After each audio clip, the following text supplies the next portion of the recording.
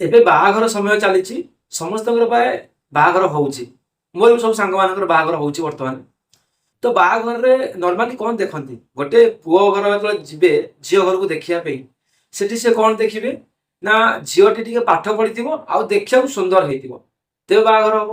ଯେତେବେଳେ ଝିଅ ବାଲା ଘର ଯିବେ ପୁଅକୁ ଦେଖିବାକୁ, ସେ କଣ ଦେଖିବେ କି ପୁଅ ଟିକେ ସୁନ୍ଦର ହେଇଥିବ ଦେଖିବାକୁ, କି ସୁନ୍ଦର ନ ହେଇଥିଲେ ଚଳିବ କିନ୍ତୁ ପଇସା ଭଲ କମଉଥିବ, ଗଭର୍ଣ୍ଣମେଣ୍ଟ ଚାକିରି କରିଥିବ, ସେ ଅସୁନ୍ଦର ହଉ ପଛେ ଚଳିବ, ଗଭର୍ଣ୍ଣମେଣ୍ଟ ଚାକିରି କରିଥିବ। ଯଦି ଗଭର୍ଣ୍ଣମେଣ୍ଟ ଚାକିରି ନ କରିଥିବ, ପ୍ରାଇଭେଟ ଚାକିରି କରିଥିବ, ଭଲ ପଇସା ମଧ୍ୟ କମଉଥିବ ସାଲାରୀ। ତ ଏଇଠି ଗୋଟେ କଥା ମୁଁ କହୁଛି, ତ ଯେତେବେଳେ ପୁଅ ବାଲା ଯାଉଛନ୍ତି ଝିଅକୁ ଦେଖିବାକୁ କି ଝିଅ ବାଲା ଯାଉଛନ୍ତି ପୁଅକୁ ଦେଖିବାକୁ, ତ କଣ କେହି କେବେ ପଚାରୁଛନ୍ତି କି ଝିଅଟି କି ପୁଅଟି ଧର୍ମ ଜାଣିଛି, ଧର୍ମ ବିଷୟରେ ପୁଅର କେତେ ଜ୍ଞାନ ଅଛି, କି ଧର୍ମ ବିଷୟରେ ଝିଅର କେତେ ଜ୍ଞାନ ଅଛି? ତ ସେଇଟା କେବେ କେହି ଦେଖୁନାହାନ୍ତି। କାହିଁକି ନା ବିବାହଘରରେ ଯଦି ପୁଅ ଆଉ ଝିଅ ନିଜର ଧର୍ମ ଜାଣିଥିବେ, ଧର୍ମ ବିଷୟରେ କିଛି ଜ୍ଞାନ ଥିବ, ତାହେଲେ ସାରା ଜୀବନ ତାଙ୍କ ସଂସାର ଗାଡ଼ିଟି ପୁରା ସୁନ୍ଦର ଭାବରେ ଚାଲିବ। ତାଙ୍କର କେବେ ଝଗଡ଼ା ହେବନି, ତ କେବେ ତାଙ୍କ ଭିତରେ ମନମାଳିନ୍ୟ ହେବନି। ଏବେ ଦେଖନ୍ତୁ ନା, ତ ଆପଣ ସୁନ୍ଦର ଦେଖି ବାହାଘର କରିଦେଲେ, ପଇସା ବାଲା ଦେଖି ବାହାଘର କରିଦେଲେ, କିନ୍ତୁ ଝିଅଟି କଣ କରୁଛି, ବାହାଘର ହେଇସାରିଲା ପରେ ଖାଲି ପଇସା ଦେଖୁଛି କିନ୍ତୁ ତା ସ୍ୱାମୀ ଠାରୁ ଭଲ ପାଇବା ପାଉନି। ଆଉ ପୁଅଟି ବି ସେମିତି, ଝିଅଟିକି ବାହା ହେଇଗଲା ପରେ ଆଉ ଗୋଟେ ଝିଅ ସାଙ୍ଗେ ଯାଇକି ସମ୍ପର୍କ ରଖୁଛି। ତ ସଂସାର ଗାଡ଼ି ମାନେ ବାହାଘର କିଛି ଦିନ ପରେ ମଧ୍ୟ ତାଙ୍କର ବିଚ୍ଛେଦ ଆରମ୍ଭ ହେଇଯାଉଛି। କାହିଁକି, ଯଦି ସେଇ କ୍ଷେତ୍ରରେ ପୁଅଟି ଧର୍ମ ଜାଣିଥାନ୍ତା ଆଉ ଝିଅଟି ଧର୍ମ ଜାଣିଥାନ୍ତା, ସେମାନେ ଜାଣିଥାନ୍ତେ ତାଙ୍କ ନିଜର ଧର୍ମଟା କଣ, ତାଙ୍କ କର୍ତ୍ତବ୍ୟ କଣ, ତ କେବେ ବି ସେମାନେ ଏମିତି ହଉନଥାନ୍ତେ। ମାନେ ଇଏ ଅଲଗା ଆଡେ ସିଏ ଅଲଗା ଆଡେ, ସାରା ଜୀବନ ତାଙ୍କର ଯୋଉ ବାହାଘର ଯୋଉ ସମ୍ପର୍କ, ତାଙ୍କର ଯୋଉ ଦି ଜଣଙ୍କ ସମ୍ପର୍କ ସାରା ଜୀବନ ମରିବା ପର୍ଯ୍ୟନ୍ତ ମଧ୍ୟ ଭଲରେ ଭଲରେ କଟୁଥାନ୍ତା। କିନ୍ତୁ ବର୍ତ୍ତମାନ କେହି ଧର୍ମକୁ ଜାଣୁନାହାନ୍ତି, ବିନା ଧର୍ମରେ ବାହାଘର ହଉଛି। ବାହାଘରେ ଲକ୍ଷେ ଲକ୍ଷେ ଟଙ୍କା ଖର୍ଚ୍ଚ କରିକି ଜୀବ ହତ୍ୟା କରିକି ମାଂସ କରୁଛନ୍ତି। ଆଉ ଯୋଉ ବାହାଘରରେ ବଳି ଭୋଜନ ହଉଛି, ବଳି ଦିଆ ହଉଛି, ସେ ବାହାଘରରେ ସାରା ଜୀବନ ସମ୍ପର୍କ କେମିତି ଭଲରେ ଚାଲିବ? ତ ଏଠି ଗୋଟେ କଥା ଭାଇ ମାନେ ନର୍ମାଲି ଆସେ, ତ ଧର୍ମ ବଡ କି କର୍ମ ବଡ? ସମସ୍ତେ କହୁଛନ୍ତି କର୍ମ ବଡ। ତ ଏଇଠି ଦେଖନ୍ତୁ, ମୁଁ ତ କହିବି ଧର୍ମ ବଡ। କାହିଁକି ନା ସମସ୍ତେ କହୁଛନ୍ତି କର୍ମ ହଉଛି ପୂଜା, ଆମେ କର୍ମକୁ ଭଗବାନ ମାନି ପୂଜା କରିବା, କର୍ମ ଆମ ପାଇଁ ଭଗବାନ, କର୍ମ ନ କଲେ ଆମକୁ ଖାଇବାକୁ ମିଳିବନି। ଠିକ ଅଛି, ତ କର୍ମ କର, କିନ୍ତୁ ଧର୍ମ ଯୁକ୍ତ କର୍ମ କର। ଯଦି ଆପଣଙ୍କୁ କିଏ ପଚାରିବ ଧର୍ମ ବଡ କି କର୍ମ ବଡ, ଆପଣ କଣ କହିବେ? କହିବେ କର୍ମ ନା, କିନ୍ତୁ ମୁଁ କହିବି ଧର୍ମ ବଡ। ତାର ଏକ୍ସାମ୍ପଲ ମଧ୍ୟ ମୁଁ ଉଦାହରଣ ବି ଦେବି। ଦେଖନ୍ତୁ, ଯଦି ଆମେ ଚୋର ଯାଉଛି ଚୋରି କରିବାକୁ, ସେ ବି ଭଗବାନଙ୍କୁ ପ୍ରାର୍ଥନା କରିକି ଯାଉଛି, ତ ମୁଁ ଆଜି ନ ଧରା ପଡେ, ମତେ କେହି ପ୍ରଭୁ ମତେ ଭଲରେ ଭଲରେ ଆଜି ଭଲ ସୁନା ଗହଣା ମିଳୁ, ମୁଁ ଆଜି ଧରା ନ ପଡେ। ଯେତେବେଳେ ଯାହା ଘରୁ ଚୋରି ହଉଛି, ସିଏ ବି ପ୍ରଭୁଙ୍କୁ ପ୍ରାର୍ଥନା କରୁଛି, ହେ ପ୍ରଭୁ, ମୁଁ ମୋ ଝିଅ ବାହାଘର ପାଇଁ ରଖିଥିଲି ସୁନା, ଚୋରି ହେଇଗଲା, ମତେ ସେ ସମ୍ପତ୍ତି ମତେ ଫେରି ମିଳୁ, ଫେରି ଯାଉ। ତ ଭଗବାନ କାହା କଥା ଶୁଣିବେ? ଚୋର ବି ଭଗବାନଙ୍କୁ ଭକ୍ତି କରୁଛି, ଏଠି ସାଧୁ ବି ଭଗବାନଙ୍କୁ ଭକ୍ତି କରୁଛି। କିନ୍ତୁ ଚୋରଟିଏ ଚୋରି କରୁଛି ଆଉ ସାଧୁ ତାର ଜିନିଷ ଫେରେଇବା ପାଇଁ ଭଗବାନଙ୍କୁ ପ୍ରାର୍ଥନା କରୁଛି, ଭଗବାନ କାହା କଥା ଶୁଣିବେ? ତ ସେଇ ଜିନିଷ ଦେଖନ୍ତୁ। ତ ବର୍ତ୍ତମାନ ସମୟରେ ଧର୍ମ ହଉଛି ମେନ୍। ଧର୍ମ ଯଦି ଆମେ ଜାଣିଥିବା, ତ ଧର୍ମଯୁକ୍ତ କର୍ମ କରିବା, ସେଇଟା ଆମ ପାଇଁ ଭଗବାନ। ଦେଖନ୍ତୁ ଗୋଟେ କଥା ମୁଁ କହୁଛି, ସୁଦାମାର କଥା ଆପଣମାନେ ଜାଣିଥିବେ। ଏ ସଂସାରରେ ଯେତେ ଗରିବ ଅଛନ୍ତି, ମୁଁ ବୋଧେ ଭାବୁଛି ସବୁ ଗରିବକୁ ଟପି ଯାଇଥିଲେ ସୁଦାମା। ସୁଦାମା ଏତେ ଗରିବ ଥିଲେ, ଏତେ ଗରିବ ଥିଲେ, ତାଙ୍କ ପାଖରେ ନା ଖାଇବାକୁ ଅନ୍ନ ଥିଲା, ନା ପିନ୍ଧିବାକୁ ବସ୍ତ୍ର ଥିଲା। ତଥାପି ସେ ତାଙ୍କ ଧର୍ମ କେବେ ଭୁଲି ନାହାନ୍ତି, କେବେ ବି ତାଙ୍କ ଧର୍ମକୁ ସେ ଅବହେଳା କରିନାହାନ୍ତି। ତା ମଣିଷର ଧର୍ମ ଆଉ ମଣିଷର କର୍ତ୍ତବ୍ୟ କୋଉଠୁ ମଣିଷ ଜାଣିଥାଏ? ଆପଣ କହିବେ ଧର୍ମ ଆମେ କେମିତି ଜାଣିବୁ ମୋ ଧର୍ମ କଣ ବୋଲିକି? ଆରେ ଗୀତା ପଢନ୍ତୁ, ଗୀତା ଶୁଣନ୍ତୁ। ମୁଁ ସେଥିପାଇଁ ତ ଆପଣଙ୍କ ସାମ୍ନାରେ ପ୍ରତ୍ୟେକ ଦିନ ଗୋଟେ ଗୋଟେ ଶ୍ଲୋକ ରଖୁଛି। ଗୀତା ଯଦି ପଢିବେ, ଆପଣ ଆପଣଙ୍କର ଧର୍ମ ଜାଣିପାରିବେ, ମୁଁ ମଧ୍ୟ ମୋ ଧର୍ମ ଜାଣିପାରିବି। ଆଉ ଆମେ ମାନେ ମନୁଷ୍ୟ ମାନେ ମରିଯିବ ପଛେ ତା ଧର୍ମ ଛାଡିବା କଥା ନୁହେଁ। କାହିଁକିନା ଯଦି ଧର୍ମ ଛାଡିଦେଲା, ତ ସେ ମଣିଷ ନୁହଁ, ସେ ପଶୁ ସାଙ୍ଗରେ ତୁଳନା ହେଲା। ଯଦି ମଣିଷ ଜନ୍ମ ପାଇକି ଆମେ ନିଜ ଧର୍ମ ବହନ ନ କରିବା, ତ ଆମେ ମଣିଷ ନୁହେଁ, ଆମେ ପଶୁ, ଆମେ ରାକ୍ଷସ। ତ ସେଇଥିପାଇଁ ଦେଖନ୍ତୁ, ସୁଦାମାଙ୍କର ଗୋଟେ କଥା ଏଠି ଆସେ। ମୁଁ ତ ସୁଦାମାଙ୍କ ବିଷୟରେ ଏବେ କହୁନି, ବହୁତ ଭଲ ଷ୍ଟୋରି ଅଛି ସୁଦାମାଙ୍କ ବିଷୟରେ, ଆଗକୁ ଆସିବ। ଏବେ ଖାଲି ମୁଁ ଆପଣଙ୍କୁ କହୁଛି, ସୁଦାମା ଯେତେବେଳେ ଭୋଜନ କରୁଥିଲେ, ଯେତେବେଳେ ଖାଇ ବସିଥିବେ, ଯେତେବେଳେ ଭୁକା ତାଙ୍କ କତିକି ପଳେଇ ଆସିବ, ତାଙ୍କୁ ଖାଇବାକୁ ମାଗିବ, ସେ ନିଜ ଖାଦ୍ୟକୁ ତାକୁ ଦେଇଦେବେ, ନିଜେ ପଛେ ଦିନେ ଉପାସ ରହିବେ, ତାକୁ ଦେଇଦେବେ। କାହିଁକି ନା ଏଇଟା ହଉଛି ମଣିଷ ଧର୍ମ। ଯେତେ ଫଟା ଲୁଗା ଖଣ୍ଡେ ପିନ୍ଧିବେ, କିନ୍ତୁ କାହାର ଘରୁ ଚୋରି କରିବେନି। ସୁଦାମା ଏତେ ଗରିବ ଥିଲେ, ସେ କେବେ ଚୋରି କରିନଥିଲେ, ଆପଣ ଜାଣିଛନ୍ତି? ଯେତିକି ସବୁବେଳେ ସେ ଭଗବାନ ଶ୍ରୀକୃଷ୍ଣ କୃଷ୍ଣ କୃଷ୍ଣ ଜପ କରୁଥିଲେ ଆଉ ଜାଣିଥିଲେ ଭଗବାନ ମୋ ଦିନେ ଦିନେ ଶୁଣିବେ, ତେଣୁକରି ସିଏ ତାଙ୍କ ଧର୍ମ କେବେ ଭୁଲି ନଥିଲେ। ଆଉ ତାଙ୍କୁ ମଧ୍ୟ ପଇସା କମେଇବାର ସୁଯୋଗ ଆସିଥିଲା, ତାଙ୍କୁ ମଧ୍ୟ ଧନୀ ହବାର ସୁଯୋଗ ଆସିଥିଲା। କେମିତି? ତାଙ୍କର ଜଣେ ସାଙ୍ଗ, ତାଙ୍କର ପ୍ରିୟ ମିତ୍ର ତାଙ୍କୁ ଡାକିକି ନେଇଥିଲେ, କହିଲେ କେତେ ଦିନ ଏମିତି ଗରିବରେ ଚଳିବୁ, ତୁ ଚାଲେ ରାଜାଙ୍କ ପାଖକୁ ଚାଲେ। ରାଜାଙ୍କ ପାଖକୁ, ରାଜାଙ୍କ ପାଖରେ କଣ ହୁଏ, ପୁରୋହିତ ସବୁ ଥାଆନ୍ତି। ତ ପୁରୋହିତ କଣ କରନ୍ତି, ରାଜାଙ୍କର ବା କରନ୍ତି, ଗୁଣଗାନ କରନ୍ତି, ମନ୍ତ୍ର ଶ୍ଲୋକ ପାଠ କରନ୍ତି। ମାନେ ସେ ରାଜା ପଛେ ଖରାପ ହେଇଥାଉ କିନ୍ତୁ ତାର ଭଲ କୀର୍ତ୍ତିକି ସେମାନେ ଶ୍ଲୋକ ପାଠ କରନ୍ତି। ହେଲେ ସୁଦାମାଙ୍କୁ ନେଇକି ଯାଇଥିଲେ, ସୁଦାମା ସେ ଦେଖିଲା ରାଜାଟା ବହୁତ ଖରାପ, ବହୁତ ମାନେ ଲୋକଙ୍କୁ ଅତ୍ୟାଚାର କରୁଛି। ତ ସେଠି ସେ କଣ କଲେ, କହିଲେ ନା ମୁଁ ଶ୍ଲୋକ ପାଠ କରିପାରିବି ନାହିଁ। ମିଛଟାରେ ରାଜାର ପ୍ରଶଂସା ମୁଁ କାହିଁକି କରିବି, ଇଏ ତ ପ୍ରଶଂସାର ଯୋଗ୍ୟ ନୁହେଁ ନା।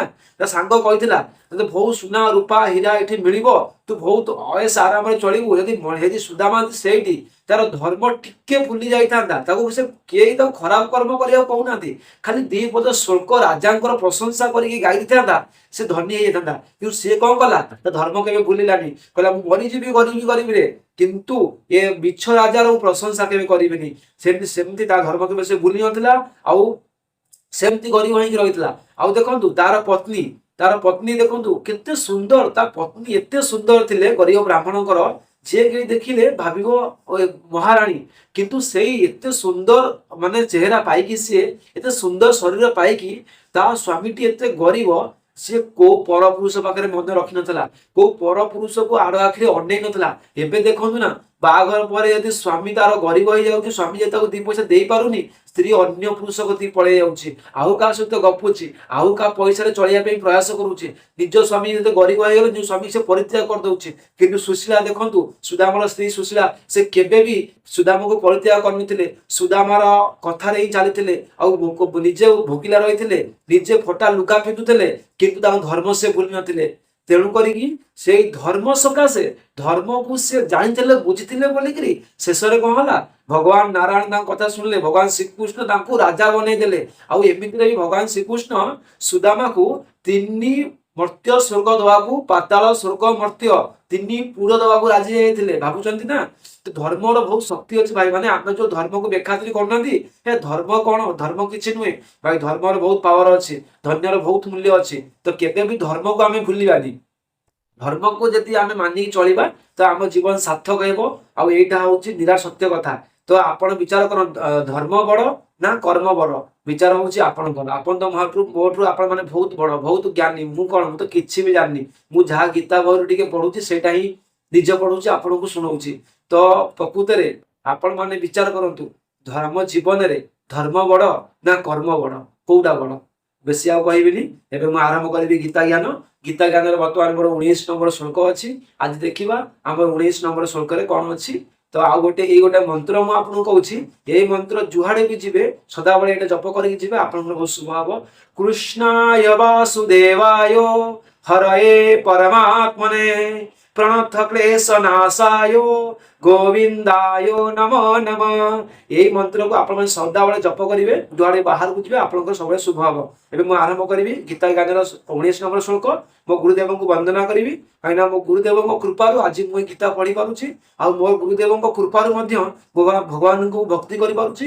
ତେଣୁକରି ମୋ ଗୁରୁଦେବଙ୍କୁ ମୁଁ ଟିକେ ଆଗ ବନ୍ଦନା କରିବି, ତାଙ୍କର ପ୍ରାର୍ଥନା କରିବି, ତାପରେ ଆରମ୍ଭ କରିବି। गुरु ब्रह्मा गुरु विष्णु गुरुदेव महेश्वर गुरु साक्षात परम ब्रह्म तस्मै श्री गुरवे नमः। ମୁଁ ମୋର ଏଠି ଗୁରୁଦେବ ମୋର ଏଉଠୁ ପ୍ରଣାମ କରୁଛି। ଏବେ ଆରମ୍ଭ କରିବା 19 ନମ୍ବର ଶ୍ଲୋକ, ଦେଖିବା ଆଜି କଣ ଅଛି। ଆସନ୍ତୁ। सघोष धात्र राष्ट्राणं हृदयानि व्यादारयत नभस्य पृथिवीं चैव तुमुलव्यनुनादयन्। देखନ୍ତୁ ଏ ଶ୍ଲୋକଟା ଟିକେ କଷ୍ଟିଆ ଅଛି, କଣ ଦେଇ ଦେଖନ୍ତୁ। ଅନ୍ନ କିଛି ସହ ହଉଛି ସେଇ ତୁମୁଳ, ତୁମୁଳ ଅର୍ଥ ଏଠି କଣ, ତୁମୁଳ ହଉଛି ଭୟଙ୍କର, ତୁମୁଳ ଅର୍ଥ ହଉଛି ଭୟଙ୍କର, ଘୋଷ ହଉଛି ଶବ୍ଦ, ନଭ, ନଭ ଅର୍ଥ ଏଠି କଣ ଗଲା, ନଭ ଅର୍ଥ ହଉଛି ଆକାଶ, ଆକାଶକୁ ନଭ କୁହାଗଲା। च हଉଛି ପୃଥିବମ୍, ପୃଥିବମ୍ ହଉଛି ପୃଥିବୀ, ମଧ୍ୟ ହଉଛି ହଉଛି ମଧ୍ୟ, ହଉଠୁ ବ୍ୟାନୁନାଦୟନ୍, ବ୍ୟାନୁନାଦୟନ ହଉଛି ପ୍ରତିଧ୍ୱନି ହେଲା, ପ୍ରତିଧ୍ୱନି। ସୌଘୋଷ ଧର୍ତରାଷ୍ଟ୍ରାଣଂ ଉଦୟାନି ବ୍ୟାଦାୟନ୍, ଧାତ୍ର ରାଷ୍ଟ୍ରାଣଂ ହଉଛି ଦୁର୍ଯ୍ୟୋଧନ ଆଦି କୌରବ ମାନଙ୍କର ଦୁର୍ଯ୍ୟୋଧନ ଆଦି କୌରବ ମାନଙ୍କର ହୃଦୟାନି ହୃଦୟରେ ହୃଦୟ ମାନଙ୍କୁ ବ୍ୟାଦାରୟତ ହଉଛି ବିଦାନ କରିଦେଲା। ସେଇ ଯୋଉ ଭୟଙ୍କର ଶବ୍ଦ ସବୁ, ସେଇ ଭୟଙ୍କର ଶବ୍ଦ ଆକାଶ ଓ ପୃଥିବୀକୁ ପ୍ରତିଧ୍ୱନି କରି ଦୁର୍ଯ୍ୟୋଧନ ଆଜି କୌରବ ମାନଙ୍କର ହୃଦୟ ବିଦୀର୍ଣ୍ଣ କରିଦେଲା। ଯୋଉ ଏକାବେଳେ ଯୋଉ ଶଙ୍ଖର ଯୋଉ ନାଦ ହେଲା, ଭୀମ, ଅର୍ଜୁନ, ନକୁଳ, ସହଦେବ, ଭଗବାନ ଶ୍ରୀକୃଷ୍ଣ, ସମସ୍ତ ଯୋଉ ଦ୍ରୁପଦ ସମସ୍ତ ଯୋଉ ଶଙ୍ଖ ନାଦ କଲେ, ସେ ଶଙ୍ଖ ନାଦର ଏତେ ମାନେ ଶବ୍ଦ ଭୟଙ୍କର ଥିଲା, ଆକାଶ ପୃଥିବୀ ପ୍ରତିଧ୍ୱନିତ ହେଉଥିଲା। ଆଉ ସେଇ ଶବ୍ଦରେ ଦୁର୍ଯ୍ୟୋଧନର ଯୋଉ ହୃଦୟ ପୁରା ବିଦୀର୍ଣ୍ଣ ହୋଇଗଲା। ଦେଖନ୍ତୁ ଏହି ଶ୍ଲୋକର ଭାବ କଣ? ପାଣ୍ଡବ ସେନା ମଧ୍ୟମର ଯେତେବେଳେ ସମସ୍ତ ବୀରଙ୍କର ଶଙ୍ଖ ଏକା ସଙ୍ଗେ ବାଜି ଉଠିଲା, ସେତେବେଳେ ତାହାର ଧ୍ୱନି ଏପରି ବିଶାଳ ଓ ଗମ୍ଭୀର, ତୀବ୍ର ଏବଂ ଭୟଙ୍କର ହେଲା ଯେ ତାହା ସମସ୍ତ ଆକାଶ ତଥା ପୃଥିବୀର ବ୍ୟାପ୍ତ ହୋଇଗଲା। ଏହିପରି ଭାବରେ ସବୁ ଦିଗରେ ସେହି ଘୋର ଧ୍ୱନି ବ୍ୟାପି ଯିବାରୁ ସର୍ବତ୍ର ତାହାର ପ୍ରତିଧ୍ୱନି ଉତ୍ପନ୍ନ ହୋଇଗଲା ଓ ତାହା ଦ୍ୱାରା ଆକାଶ ଓ ପୃଥିବୀ ପ୍ରତିଧ୍ୱନିତ ହେବାକୁ ଲାଗିଲା। ସେହି ଧ୍ୱନି ଶୁଣି ଧୃତରାଷ୍ଟ୍ରଙ୍କର ଦୁର୍ଯ୍ୟୋଧନ ଆଦି ପୁତ୍ରମାନଙ୍କର ହୃଦୟରେ ତଥା ତାଙ୍କ ପକ୍ଷର ଅନ୍ୟ ଯୋଦ୍ଧାମାନଙ୍କ ହୃଦୟରେ ଏପରି ଭୟ ଉତ୍ପନ୍ନ ହୋଇଗଲା ଯେ ସେମାନଙ୍କ କଲିଜା ଚିରି ହୋଇଗଲା ପରି ଲାଗିଲା। ଦେଖନ୍ତୁ ସେ ଶବ୍ଦରେ ସେମାନେ ପୁରା ବିଚଳିତ ହୋଇଗଲେ। ଲେଖା ଅଛି ତାପରେ ଅଛି ପାଣ୍ଡବ ମାନଙ୍କର ଶଙ୍ଖଧ୍ୱନି ଶୁଣି କୌରବ ବୀରମାନେ ବ୍ୟତୀତ ହୋଇଥିବା ଘଟଣା ବର୍ଣ୍ଣନା କରିସାରିବା ପରେ ସଞ୍ଜୟ ପରବର୍ତ୍ତୀ 4ଟି ଶ୍ଲୋକରେ ଭଗବାନ ଶ୍ରୀକୃଷ୍ଣଙ୍କ ପ୍ରତି ଅର୍ଜୁନଙ୍କର ଉତ୍ସାହପୂର୍ଣ୍ଣ ଚରଣ ବନ୍ଦନା କରୁଛନ୍ତି। ଦେଖନ୍ତୁ ଏବେ ଆମେ 19 ନମ୍ବର ଶ୍ଲୋକରେ ଦେଖିଲେ ଏଇ ଶବ୍ଦରେ କେମିତି ଦୁର୍ଯ୍ୟୋଧନ ଆଉ ତାଙ୍କର ଭାଇମାନେ ବିଚଳିତ ହୋଇଗଲେ। ତାପରେ ଆମେ 20 ନମ୍ବର ଶ୍ଲୋକରେ ପଢିବା ସଞ୍ଜୟ କେମିତି ଭଗବାନ ଶ୍ରୀକୃଷ୍ଣ ଆଉ ଅର୍ଜୁନଙ୍କ ବିଷୟରେ କହୁଛନ୍ତି। ଅର୍ଜୁନଙ୍କର ଭଗବାନ ଶ୍ରୀକୃଷ୍ଣଙ୍କ ଚରଣରେ ଅନାବିଳ ପ୍ରେମର ଏଠି ବନ୍ଦନା କରାଯାଇଛି। ଆମେ କାଲିକି ପଢିବା, ତ ଆମେ 20 ନମ୍ବର ଶ୍ଲୋକ ପଢିବା କାଲିକି, ଆଜି ଆଉ ପଢିବାନି। ଆଜି ଆମକୁ ସମୟ ହିସାବ ଦେଲାଣି, ଆମେ ଏଇଠି ଗୀତା ଜ୍ଞାନକୁ ରଖିବା। ତ କାଲି ପୁଣି ଆମେ ଦେଖା ହବା 20 ନମ୍ବର ଶ୍ଲୋକ ଆଉ 21 ନମ୍ବର ଶ୍ଲୋକ ସହିତ। ଦିଟା ଶ୍ଲୋକରେ ସଞ୍ଜୟ ଭଗବାନ ଶ୍ରୀକୃଷ୍ଣ ଆଉ ଅର୍ଜୁନଙ୍କ ବିଷୟରେ କିଛି ଶୁଣାଉଛନ୍ତି ଧୃତରାଷ୍ଟ୍ରଙ୍କୁ। କାହିଁକି ନା ଧୃତରାଷ୍ଟ୍ରଙ୍କର ଆଖି ଥିଲେ ସଞ୍ଜୟ, ଧୃତରାଷ୍ଟ୍ର ଅନ୍ଧ ଥିଲେ, ଜନ୍ମରୁ ଅନ୍ଧ ଥିଲେ, ତାଙ୍କୁ କିଛି ଦେଖା ଯାଉନଥିଲା। ତ ସଞ୍ଜୟକୁ ଦିବ୍ୟ ଜ୍ଞାନ ମିଳିଥିଲା କି ସେ ସେଇଠି ବସିକି ଦିବ୍ୟ ଦୃଷ୍ଟିରେ ସବୁ କିଛି ଦେଖିପାରିବ ଆଉ ସବୁ କିଛି ଶୁଣିପାରିବ। ମହାଭାରତ ଯୁଦ୍ଧ ସଞ୍ଜୟ ସମ୍ପୂର୍ଣ୍ଣ ଭାବରେ ଦେଖିଥିଲେ। ତାଙ୍କୁ ବେଦବ୍ୟାସ ଦେଇଥିଲେ ଦିବ୍ୟ ଜ୍ଞାନ, ଦିବ୍ୟ ଚକ୍ଷୁ ଦେଇଥିଲେ ବେଦବ୍ୟାସ। ଫାଷ୍ଟ ବେଦବ୍ୟାସ ଧୃତରାଷ୍ଟ୍ରଙ୍କୁ କହିଥିଲେ ତମେ ଏ ଦିବ୍ୟ ଚକ୍ଷୁ ନିଅ ଆଉ ତୁମେ ବସିକି ମହାଭାରତ ଯୁଦ୍ଧ ଦେଖ। କିନ୍ତୁ ଧୃତରାଷ୍ଟ୍ର ମନା କରିଦେଇଥିଲେ, କହିଲେ ମୁଁ ମୋର ପୁତ୍ର ମାନଙ୍କର ଯୁଦ୍ଧ ମୁଁ ଦେଖିପାରିବି ନାହିଁ, ମୋ ହୃଦୟ ବିତୀର୍ଣ୍ଣ ହୋଇଯିବ। ତୁମେ ଏହି ଦିବ୍ୟ ଜ୍ଞାନ ସଞ୍ଜୟକୁ ଦେଇଦିଅ, ତୁମେ ଏହି ଦିବ୍ୟ ଚକ୍ଷୁ ସଞ୍ଜୟକୁ ଦେଇଦିଅ, ସଞ୍ଜୟ ମତେ ସବୁ କଥା ଶୁଣେଇବେ। ଆଉ ବେଦବ୍ୟାସ କଣ କରିଥିଲେ? ସଞ୍ଜୟକୁ ଦିବ୍ୟ ଚକ୍ଷୁ ଦେଇଥିଲେ। ସଞ୍ଜୟ ସେଇଠି ଧୃତରାଷ୍ଟ୍ରଙ୍କ ପାଖରେ ବସିକି ସବୁ ମହାଭାରତ ଦୃଶ୍ୟ ଦେଖିପାରୁଥିଲେ ଆଉ ଶୁଣିପାରୁଥିଲେ, ଆଉ ଧୃତରାଷ୍ଟ୍ରଙ୍କୁ ଶୁଣଉଥିଲେ ମହାଭାରତରେ କଣ କଣ ହଉଛି, ଯୋଉ କୁରୁକ୍ଷେତ୍ରରେ କଣ କଣ ହଉଛି। ତ ଏବେ ଆମେ ବିଦାୟ ନଉଛୁ, ପୁଣି ଦେଖା ହବା କାଲିକି। ଜୟ ଶ୍ରୀକୃଷ୍ଣ, ଜୟ ଶ୍ରୀକୃଷ୍ଣ, ଜୟ ଶ୍ରୀକୃଷ୍ଣ, ଜୟ ଶ୍ରୀକୃଷ୍ଣ। ପ୍ରଭୁ ହର ହର ମହାଦେବ ଶମ୍ଭୁ।